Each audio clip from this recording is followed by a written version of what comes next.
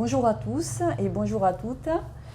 Alors aujourd'hui, j'ai décidé de parler un petit peu avec Michel, qui est un ami de longue date, parce que je trouve que on sait plein de, on est quand même dans des thérapies aujourd'hui où on peut avoir de l'aide très importante et malheureusement on ne la connaît pas et du coup eh bien, on n'y va pas vers alors que voilà ça fera un petit peu de pour vous tous. Eh bien, je pense que Michel peut apporter quelques éclairages aussi et donc c'est assez fabuleux d'être un peu plus dans la connaissance.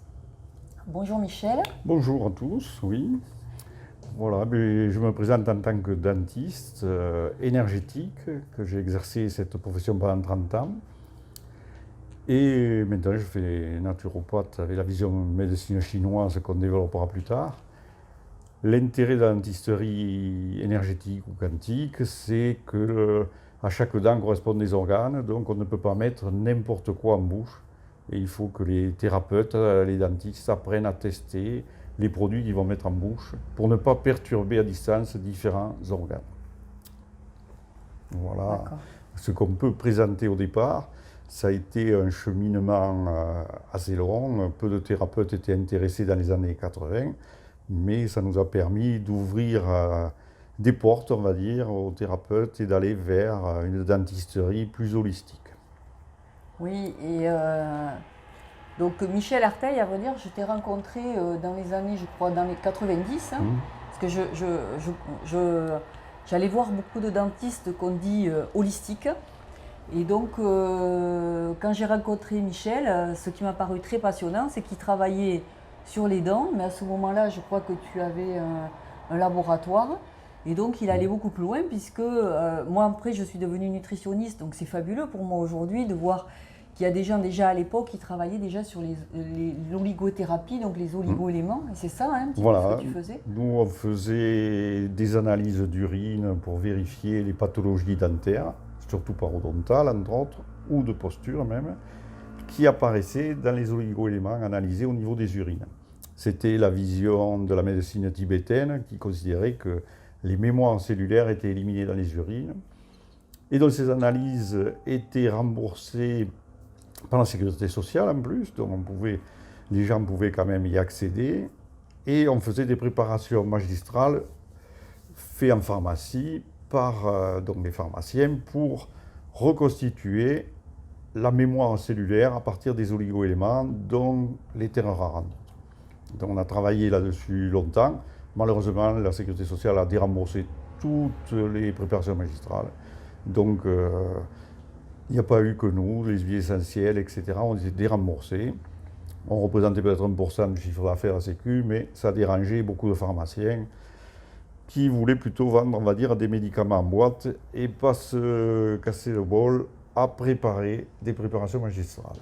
Et c'est malheureux à dire, mais la pharmacie a scié la branche sur laquelle elle était, c'est-à-dire un pharmacien est capable de préparer des médicaments individuellement. Et ça, ils l'ont tout déremboursé dans les années 94-95. Ouais. Ouais. Et alors, enfin, moi je me rappelle que justement tu m'avais montré donc parce que qu'est-ce que tu as eu comme résultat? Parce que je me rappelle que tu me montrais donc des photos. Voilà, moi j'ai fait des diapos, enfin des radios de patients avant-après traitement, et on voyait des remontées osseuses qui ont été publiées à l'époque, en 91 déjà, j'ai commencé à publier. Mais c'est vrai que ça dérangeait tout un système, hein, on devait travailler en antibiothérapie, après chercher ailleurs, c'était pas normal, presque. C'est aberrant de voir des universitaires qui n'envisagent pas d'autres pistes de recherche. Ouais.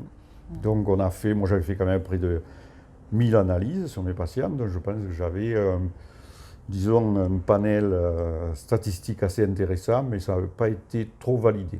Et l'intérêt, quand même, c'est que je m'aperçois maintenant, avec l'avancée que l'on a maintenant sur les médecines chinoises, on retrouve les mêmes principes et les mêmes résultats, bien entendu. Ça a confirmé notre approche par la médecine tibétaine de ces problèmes parodontaux et dentaires. Et aujourd'hui, personne ne fait ce que tu faisais à l'époque, alors? Non, toujours pas. Les oligo-éléments sont passés de mode.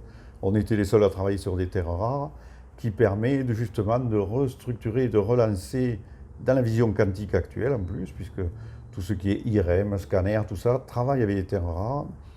Et on a besoin de terres rares pour aller au niveau quantique. Donc, on réinformait l'os au niveau de sa reconstruction, puisque les terres rares permettent, à la vitesse de la lumière, de passer l'information. Et ça, c'est démontré actuellement en physique quantique.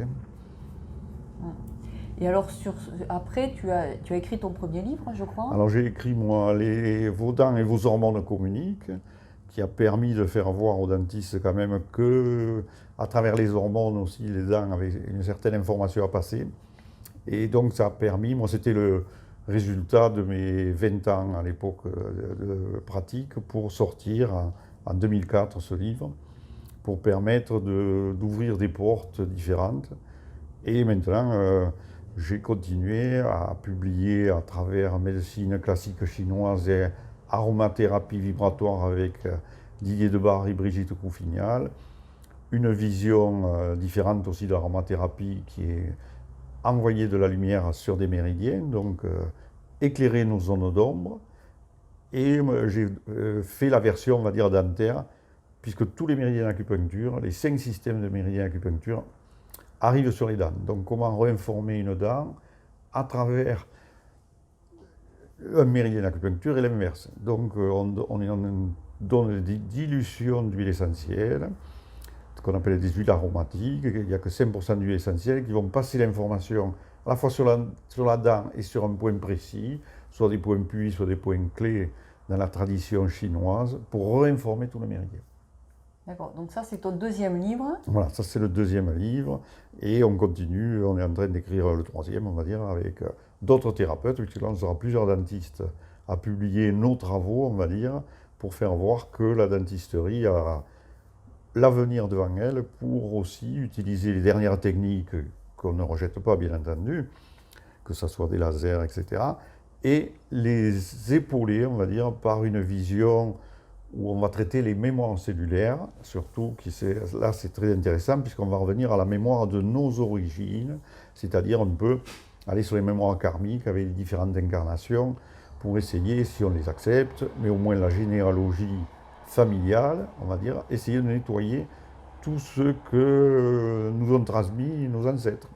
Donc à un moment donné, il va falloir essayer d'alléger nos valises pour le prochain tour, ne pas revenir avec plein de problématiques anciennes qu'on ne va pas toujours bien gérer. C'est assez fabuleux, hein, tout ce que tu racontes. Et alors du coup, pratiquement, ça se passe comment? Donc, il y a ce livre alors l'intitulé... C'est Médecine classique chinoise et aromathérapie vibratoire, que vous pouvez commander n'importe où, dans n'importe quelle librairie. Et les gens, après, vous retrouvent voilà, tous les et trois. après, vous pouvez, disons, sur Aromtao, aromtao.fr, vous aurez les informations liées à nos formations, etc., pour expliquer, pouvoir être autonome, c'est-à-dire à tester. Il faut apprendre à tester, c'est vrai. Il faut avoir un test, quel qu'il soit. On a les tests kinésiologiques, l'antenne léchère, le test au crâne et tous les tests possibles, qui permet de vérifier quelle est la dent qui est perturbée ou la zone perturbée.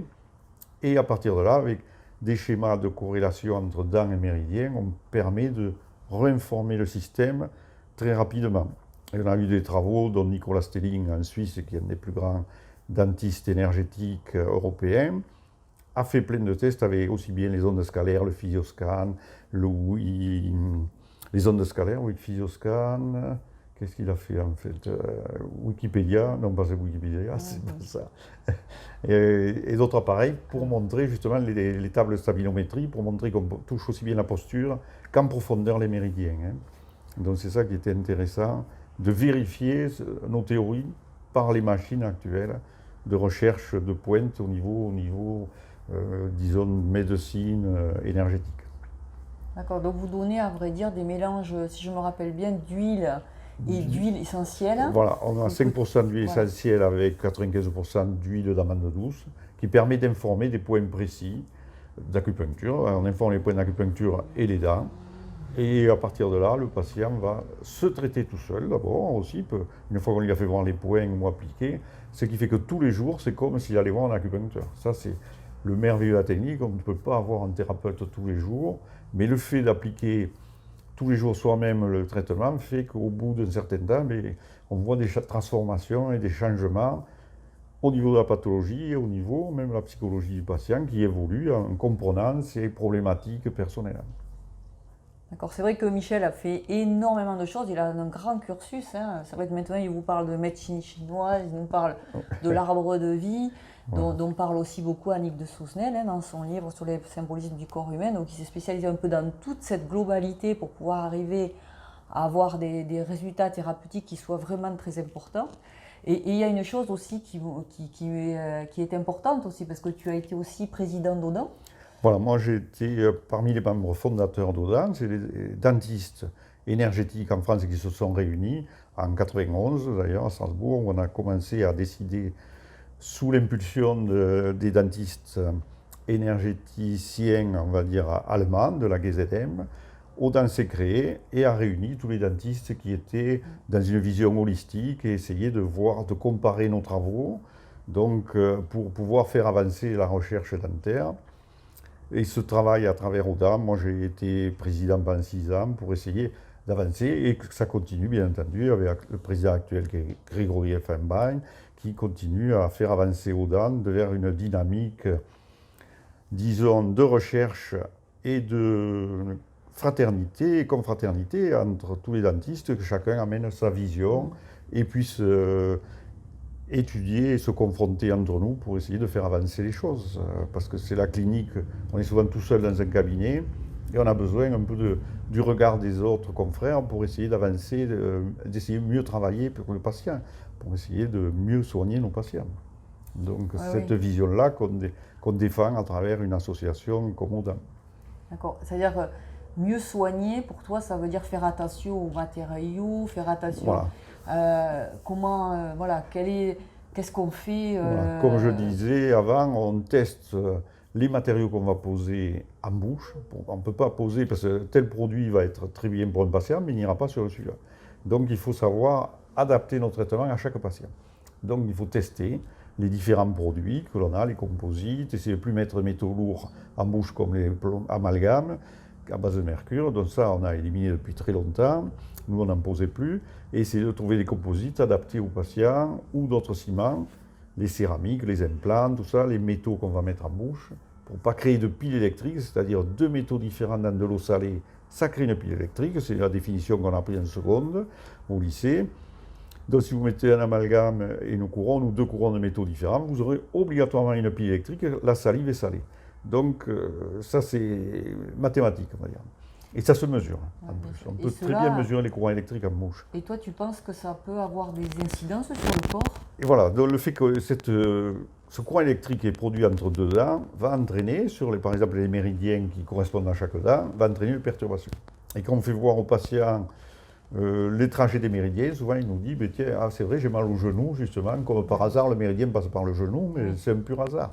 On va dire, c'est toujours difficile à admettre pour les médecins qu'une dame va vous entraîner un problème au genou, à l'estomac ou autre.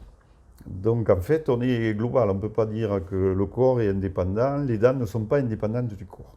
Donc si on met n'importe quoi en bouche, il va y avoir un retentissement à un moment donné dans le corps, à 6 mois environ après. Ça commence 6 mois après. D'accord. Bon, bah écoutez, j'espère que ce petit moment avec Michel Arteil vous aura plu. Je vous remercie de votre attention. Je vous souhaite une très belle journée à tous. Et puis toi aussi, Michel, merci, je te souhaite une très belle journée. Merci à toi et à vous. Et j'espère que ça vous aura motivé à aller voir des thérapeutes qui sont holistiques, on va dire. Oui, ça c'est vrai, Michel. Merci beaucoup, Michel. Merci. Au revoir.